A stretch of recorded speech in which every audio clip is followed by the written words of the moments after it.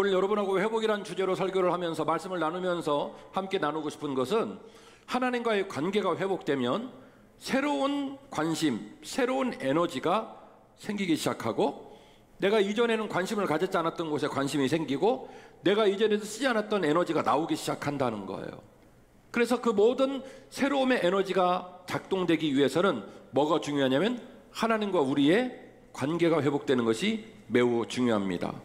오늘 본문의 말씀 맥락은 역대상 15장 25절 이하를 읽으셨는데 25절 이하의 본문을 잘 이해하시려면 사실은 15장 전장을 쭉 한번 읽어보실 필요가 있습니다. 제가 좀 요약 정리를 해드릴 텐데요. 주어는 다윗입니다. 다윗이 계속 반복되고 있는 주어는 다윗이고요. 그 다윗이 이러이런 일을 했다는 거예요. 4절에서 10절 말씀은 무려 868명을 동원하는 얘기가 나옵니다.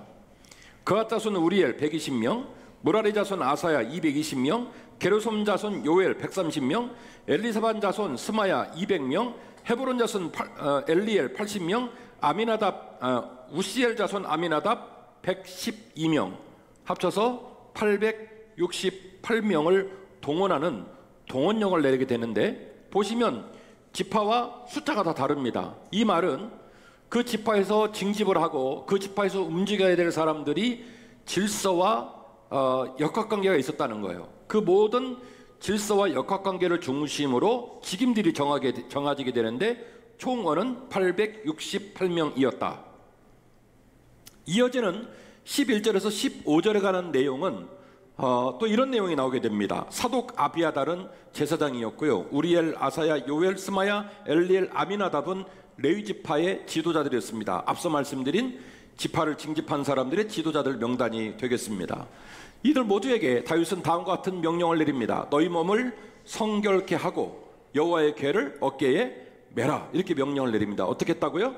너희 몸을, 지금 이 일을 할 때 그냥 하지 말고 너희 몸을 성결케 하고 여호와의 궤를 어깨에 매라, 이렇게 얘기를 합니다. 12절인데요. 그들에게 이르되 너희는 레위 사람의 지도자이니 너희와 너희 형제는 몸을 성결하게 하고 내가 마련하는 곳으로 이스라엘 하나님 여호와의 궤를 메어 올리라.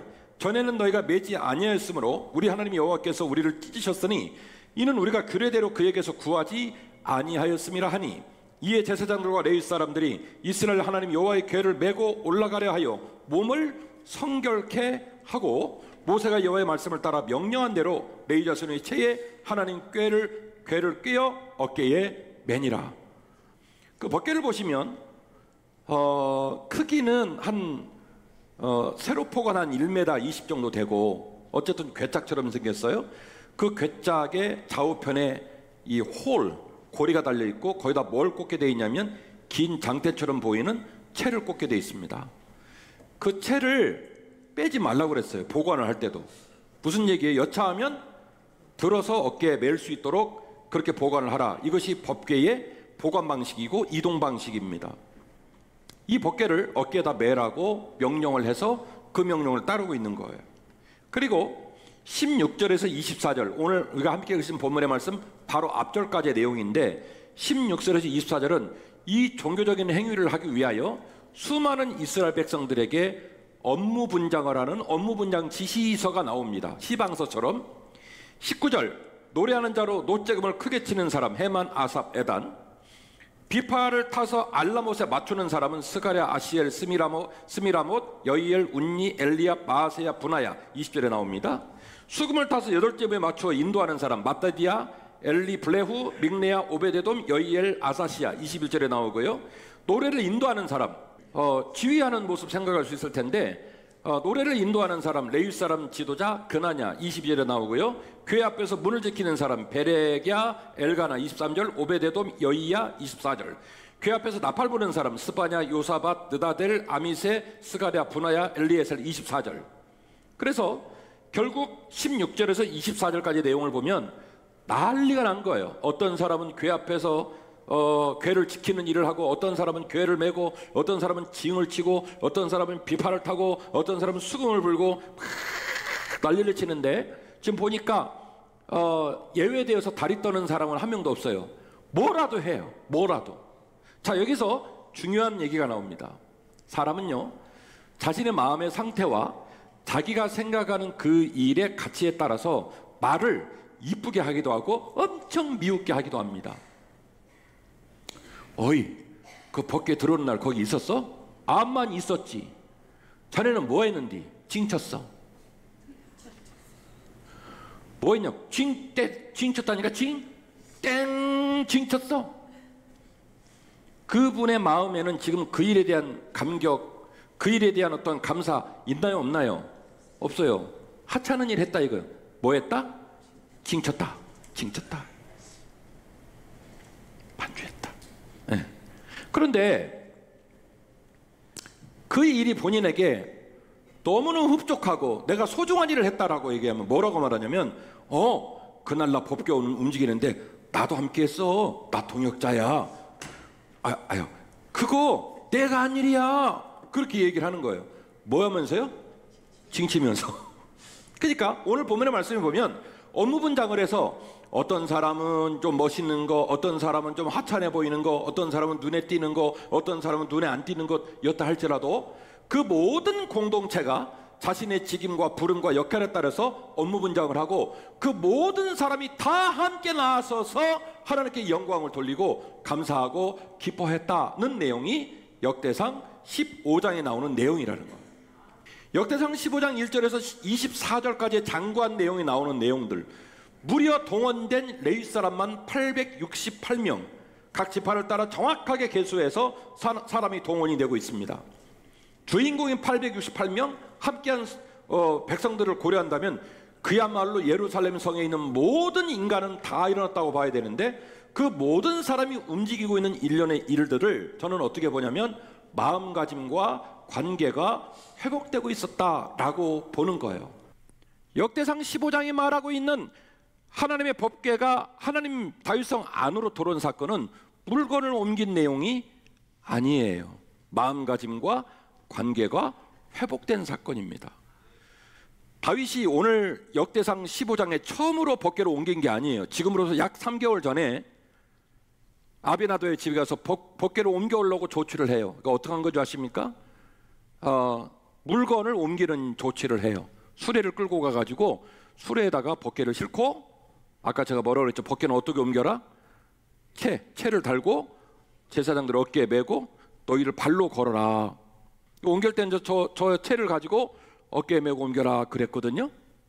그런데 다윗이 무슨 조치를 하냐면 수레를 보내서 수레에다가 싣고 나옵니다. 아비나답의 집에 우사라는 아들이 나오다가 소가 뛸 때 법궤가 떨어지는 것이 두려워 법궤를 탁 잡아요. 못 떨어지게. 그 자리에서 축사를 하게 됩니다. 그래서 거기를 베레스 우사라고 얘기하고 제가 거기를 다녀왔어요. 이것이 3개월 전에 일어난 사건입니다. 자, 역대상 15장 사건과 법궤가 왜 이스라엘 진중에 있지 않고 바깥에 있는지 역사를 제가 여러분에게 소개를 했고, 그 두 가지의 사건이 얼마나 대조적인 느낌을 갖는지를 여러분에게 지금 설명하고 있는 거예요.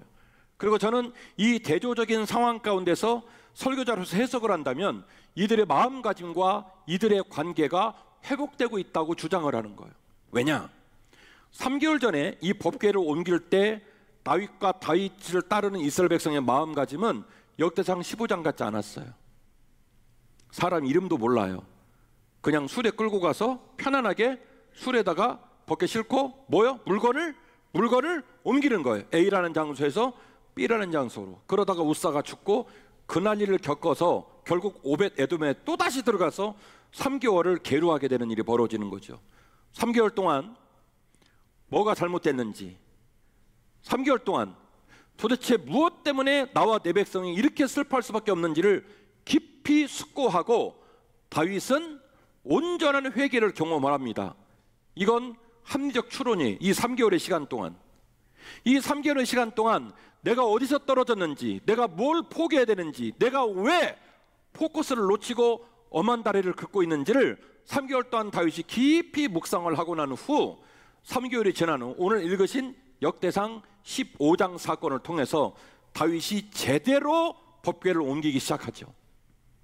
오늘 본문의 내용을 보면 단순히 물건이 움직이는 일이 중요한 그 가치가 아니라는 걸 깨닫게 됩니다.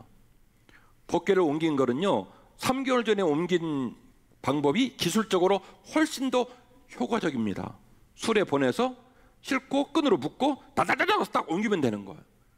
그런데 역대상 15장에 나오는 내용은 왕으로부터 장로들, 대제사장, 레위인들, 백성들이 이르기까지 그들 모두가 이 법궤를 옮기는 사건을 통해서 법궤가 왜 이스라엘 진중에 있지 않았는지, 법궤가 왜 이스라엘 진중 바깥에 있을 수밖에 없었는지에 대한 모든 백성의 마음가짐, 신앙, 하나님과의 관계, 이 모든 것들을 점검하고 이 모든 것들을 회복시키는 수단으로 뭐를 했냐면 법궤를 다윗성 진영 안으로 옮기는 일을 했다는 거죠.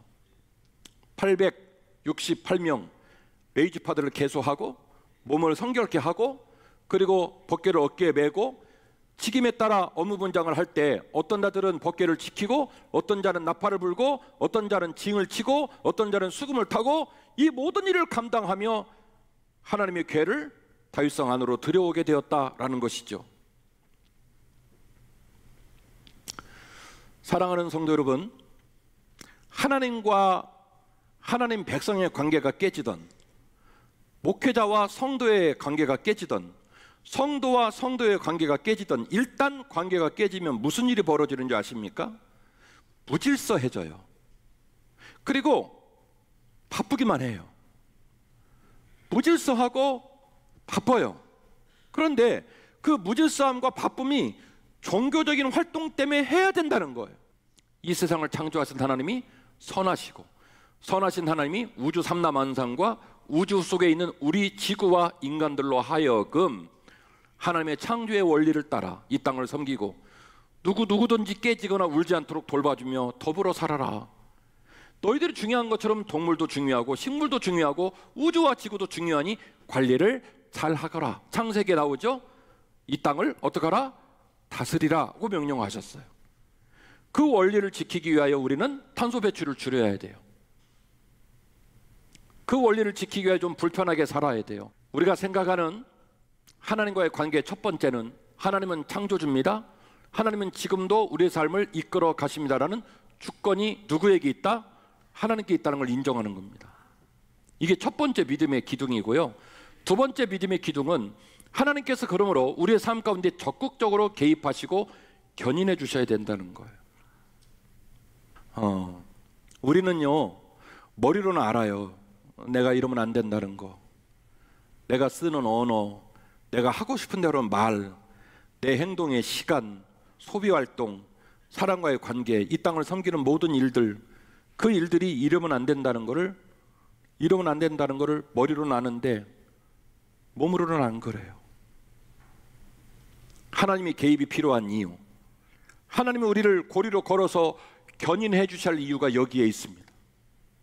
말로는 주님을 섬기고 머리로는 찰떡같이 알아도 절대로 그 깨우침과 부름 앞에 헌신하지 않는 우리들의 삶의 자리를 생각할 때 하나님 반드시 개입하시고 하나님 반드시 견인해 주셔야 될까 말까 한 존재가 우리입니다. 말씀을 보겠습니다. 25절. 이에 다윗과 이스라엘 장로들과 천부장이 가서 여호와의 언약궤를 즐거이 메고 3개월 전에와는 느낌이 많이 달라요. 메라니까 투덜투덜거리고 뭐 왕은 왜 이런 걸 시킨대, 뭐 이 무거운 걸 이 더운 날 어깨에 메고 아우 짜증나, 이게 아니라 어떻게 맸다고요?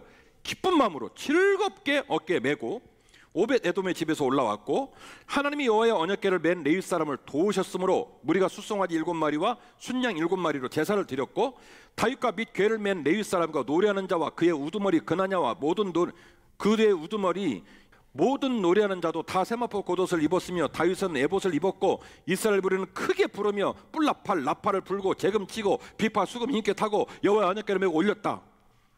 지금 읽은 내용을 보니까 여기서 슬퍼하거나 여기서 어둡거나 여기서 상판 여기서 판 다 깨고 막 어만다리 긁고 그럴 수 있는 사람이 나올 수 있는 가능성이 있습니까 없습니까?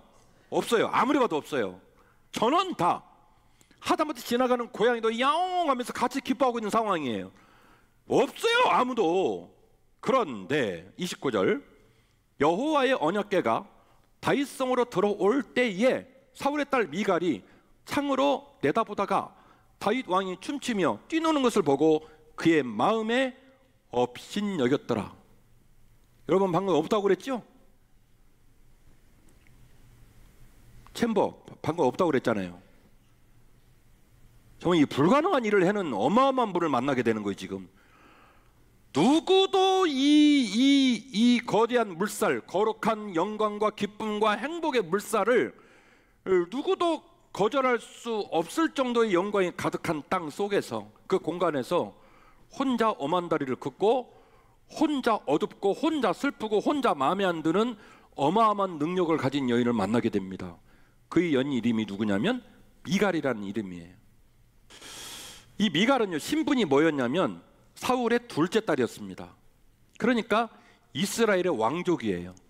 신분은 공주고요, 공주로 있다가 신분이 또 한 단계 올라갔어요. 뭐가 되냐면 왕비가 된 거예요. 그러니까 지금 하나님의 법궤가 다윗성으로 들어오는 이 어마어마한 상황에 이스라엘의 국권, 이스라엘의 정치적 상황은 훨씬 더 단단해지고 좋아질 일이 자명하기에 종교적으로 봐도 보고 정치적으로 봐도 집에 있어서는 안 될 여자입니다. 근데 안 나와요. 그 말은 무슨 얘기냐? 이 여인과 하나님과의 관계가 깨졌다는 거예요. 3개월 전에 다윗은 실수를 했습니다. 3개월 전에 오벳 에돔의 집에 들어갈 수밖에 없었던 우가 있었습니다. 그러나 왕을 비롯한 온 백성들은 그 실수를 깨닫고 고민하고 복귀하고, 그리고 이제 잘못된 걸 바로잡아 하나님과의 관계에 마음가짐을 바로잡고 관계를 바로해서 축제가 벌어지고 있습니다. 그럼에도 불구하고 제 눈에 보여지는 합리적 추론입니다만은 미갈과 하나님 사이는 어떻게 된 거냐면 관계가 깨진 거예요.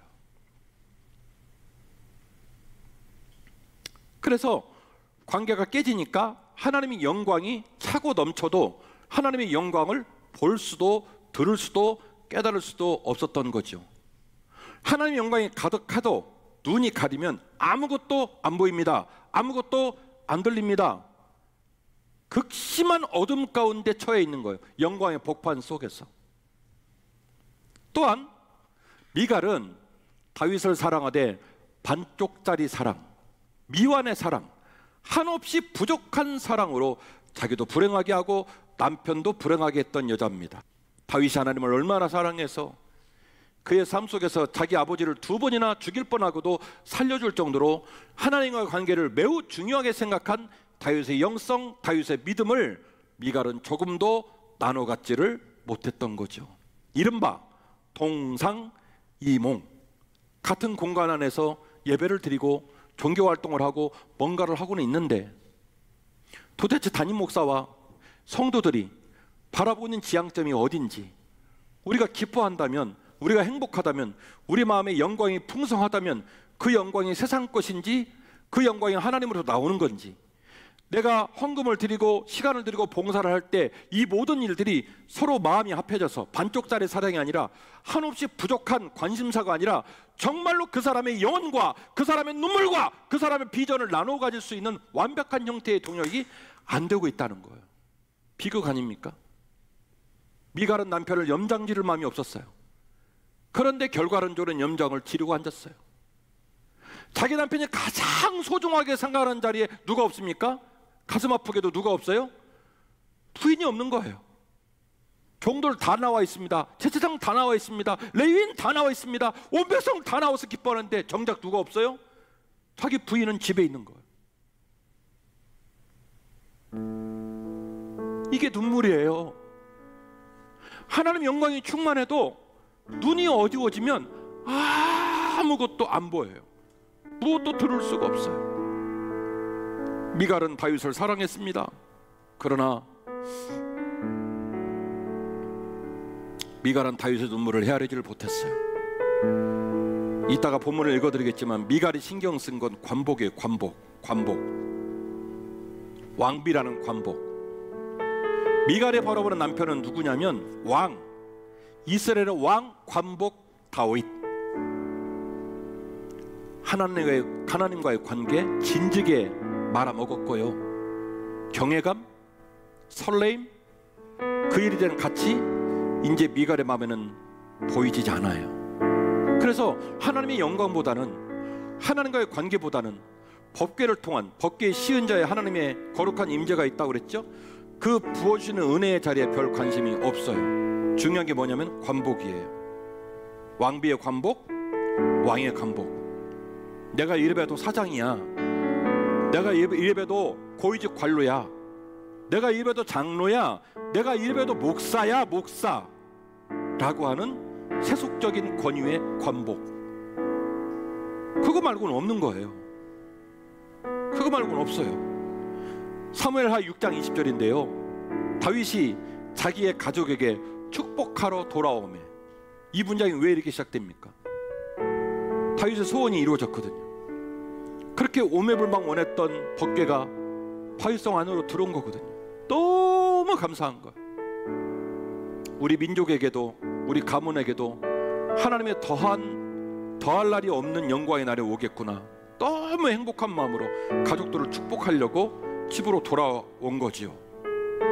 그때 사울의 딸 미갈이 나와서 다윗을 맞으며 이르되, 이스라엘 왕이 오늘 어떻게 영화로우신지 방탕한 자가 염치 없이 자기 몸을 드러내는 것처럼 오늘 그의 신복 계집종의 눈앞에서 그 몸을 드러냈나이다. 다윗이 미갈에게 말합니다. 이는 여호와 앞에서 한 것이라. 여러분, 이 문장을 보시면 지금 왕비인 미갈이 자기의 관복과 남편의 관복에 지나치게 집착하고 있다는 거 느끼실 거예요. 법궤 온데간데 없어요. 관계 온데간데 없어요. 뭐만 있어요? 이 세속적인 권위, 왕비의 관복, 왕의 관복에만 지금 집중하고 있는 거예요. 그래서 말합니다. 온갖 창피 당신이 다 떨었잖냐, 왕의 관복을 입고 수많은 계집종들 앞에서 추한 꼴 보였지 않냐, 그렇게 얘기를 합니다. 그때에 다윗이 답변합니다. 당신이 볼 때는 내가 수많은 계집종들 앞에서 수치를 보인 것처럼 보이지만 나는 이 일을 여호와 앞에서 한 것이라. 그가 내 아버지와 그의 온 집을 버리시고 나를 택하사 나를 여호와의 백성 이스라엘의 주권자로 삼으셨으니 내가 여호와 앞에서 뛰놀리라. 오늘 아니라 앞으로도 여호와의 영광이라면, 여호와의 부름이라면 나는 또다시 그 앞에서 뛰놀 거야. 당신은 나를 막을 수가 없을 거야. 힘없고 연약한 나를, 연한 순 같은 나를 하나님이 이스라엘의 왕 삼으셨고 그분의 은혜가 아니었다면 여기까지 오지도 못했기 때문에 당신은 내가 여종들 앞에서 수치를 보였다 하나 나는 내 사랑하는 여호와 앞에서 숨을 줄 것이고 또다시 그런 일이 벌어져도 나는 그 앞에서 뛰놀고 영광 돌릴 거야. 그게 바로 다윗의 진심이었어요. 내가 이보다 더 낮아져서 스스로 천하게 보일지라도 네가 말한 바 계집종에게는 내가 높임을 받으리라 한지라. 그러므로 사울의 딸 미갈이 죽는 날까지 그에게서 자식이 없으니라. 기가 막힌 내용 아닙니까? 여러분, 미갈의 행동을 고려해 본다면 얼마나 다윗과의 만남에서 아기를 원했겠어요. 하나님의 영광이 가득해도 영적인 눈이 어두워지면 아무것도 보이지 않아요. 오늘 말씀 제목은 진정한 회복은 관계에서 출발합니다 라는 제목이었습니다. 다윗에게도 레위 족속들에게도 모든 사람이 왜 이런 일이 일어날 수밖에 없었을까를 돌아보는 통렬한 회개의 시간이었고, 그 통렬한 회개를 기반으로 오늘 역대상 15장 전장에서 여호와의 법궤가 다윗성 안으로 들어오는 영광스러운 사건을 우리가 함께 말씀을 통해 나누었습니다. 그 복방 가운데 여전히 슬퍼하고 어둠 가운데 괴로워하는 미갈이라는 여인을 생각하면서 이 미갈의 영적인 상태와 이 미갈의 시각이 혹시 우리들의 영적인 상태가 아닌지 깊이 묵상해 보아야 할 이유도 여기에 있습니다. 하나님과 여러분의 관계가 회복되어지고 또 우리 공동체 구성원 모두의 관계가 주 안에서 회복될 수 있기를 간절히 원할 뿐입니다. 하나님의 방법과 십자가의 도로, 주 예수 그리스도의 피값의 은혜로 우리가 회복되어야 합니다.